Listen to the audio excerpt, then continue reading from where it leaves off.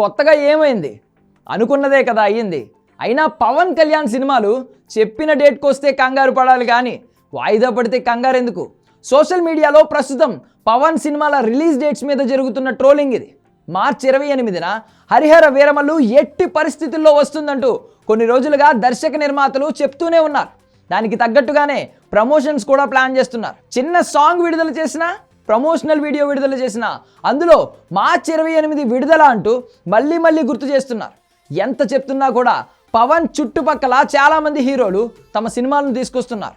మార్చి 28న Robin Hood, 29న mad square విడుదల కానున్నాయి. పవన్ కళ్యాణ్ వస్తే మేము తప్పుకుంటామంటున్నారు కానీ పవన్ వస్తాడని గట్టిగా వాళ్ళు కూడా చెప్పలేకపోతున్నారు. దీనిని బట్టి హరిహర వీరమల్లు మళ్ళీ వాయిదా పడింది అని అర్థమవుతోంది. పైగా ఈ సినిమాలో మరో 3-4 రోజులు పవన్ కళ్యాణ్ డేట్స్ కావాలి. ఆయన వస్తే తప్ప షూటింగ్ పూర్తవదు. అలాంటిది సినిమా రిలీజ్ డేట్ ఎలా అనౌన్స్ చేస్తారో అర్థం కాని పరిస్థితి. మిగిలిన సినిమాలను భయపెట్టడానికా, ముందుగానే ఒక డేట్ చెప్పేస్తే సరిపోతుందనా? మరి ఏం ఆలోచిస్తున్నారో దర్శక నిర్మాతలు. కానీ ఇండస్ట్రీలో సోలో రిలీజ్ డేట్ దొరకడం చాలా కష్టం. అందుకే పవన్ కళ్యాణ్ వస్తున్నాడు అని తెలిసినా కూడా మైత్రి మూవీ మేకర్స్, సితారా ఎంటర్టైన్మెంట్స్ తమ సినిమాల రిలీజ్ డేట్స్ అదే సమయంలో అనౌన్స్ చేశాయి. నిజంగా అన్నీ కుదిరి పవన్ కళ్యాణ్ సినిమా వస్తే అప్పుడు చూసుకుందామని వాళ్ళ ధైర్యం.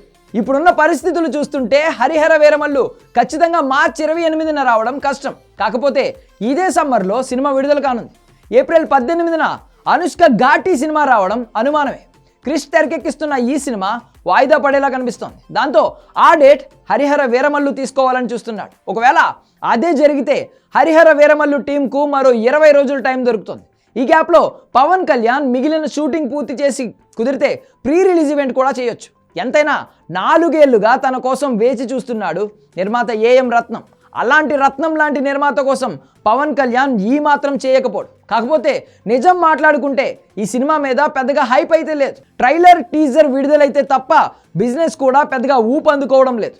వీరమల్లు వాయిదాకు బిజినెస్ కాకపోవడం కూడా ఒక కారణం. మరి వీటన్నింటినీ దాటుకొని ఈ సినిమా ఎప్పుడు వస్తుందో వేచి చూడాలి.